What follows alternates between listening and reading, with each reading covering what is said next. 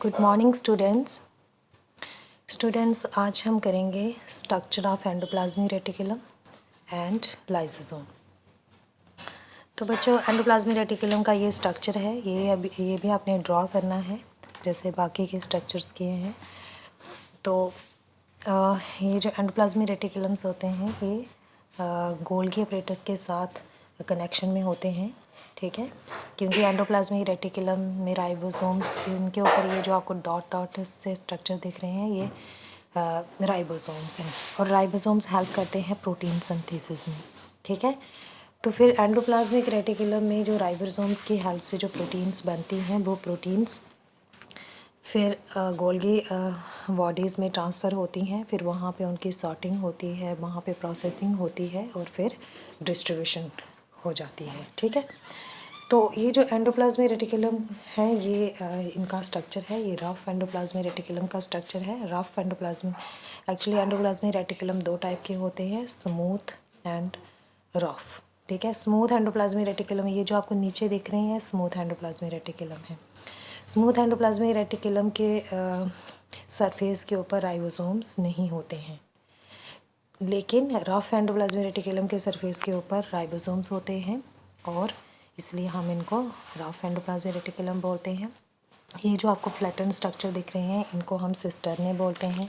इनके बीच जो fluid present होता है, ठीक है, फ्लूइड ये इनके बीच मतलब फ्लूइड प्रेजेंट होता है, ठीक है। तो जैसे गोल्गी अपरेटस में था वैसे ही एंडोप्लाज्मिक रेटिकुलम में भी फ्लूइड होता है। तो नेक्स्ट ये जो मतलब ये जो एंडोप्लाज्मिक रेटिकुलम होते हैं इनका फंक्शन यही होता है कि ये प्रोटीन के प्रोटीन्स बनाते हैं, हार्मोन्स बनाते हैं, एंजाइम्स बनाते हैं, लिपिड्स फॉर्मेशन भी करते हैं।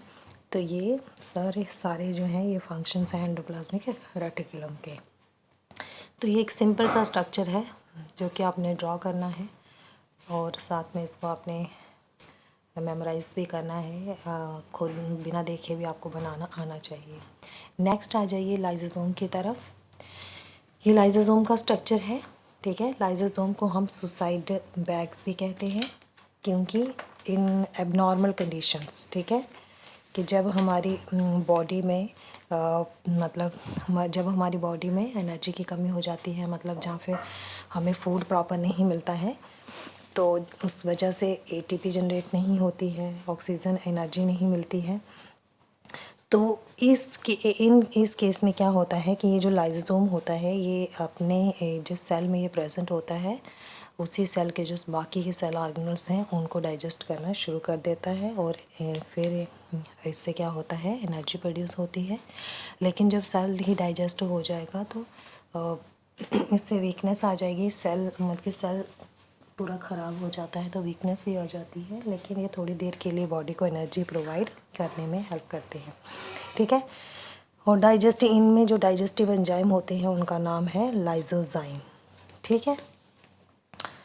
तो ये लाइसोसोम है, कई बार आपको ऑब्जेक्टिव टाइप में भी ये क्वेश्चन आ जाता है या फिर वन वर्ड आंसर में ये क्वेश्चन आ जाता है कि सुसाइडल बैग किसे कहते हैं या लाइसोसोम का दूसरा नाम क्या है। तो लाइसोसोम का दूसरा नाम है सुसाइडल बैग्स, ठीक है। तो ये लाइसोसोम का स्ट्रक्चर है। आउटर वाली लेयर जो मेम्ब्रेन है इसकी, फिर इसके बाद लिपिड मेम्ब्रेन आती है, फिर उसके बाद ये ग्लाइकोजाइलेटेड मेम्ब्रेन ट्रांसपोर्ट प्रोटीन्स हैं, फिर उसके बीच में लाइसोजाइम एंजाइम है। ये हाइड्रोलिटिक एंजाइम जो है ना ये लाइसोजाइम एंजाइम ही है। तो ये हो गया लाइसोसोम का स्ट्रक्चर। तो आपने दोनों स्ट्रक्चर ड्रा करने हैं, एंडोप्लाज्मिक रेटिकुलम का भी और लाइसोसोम का भी।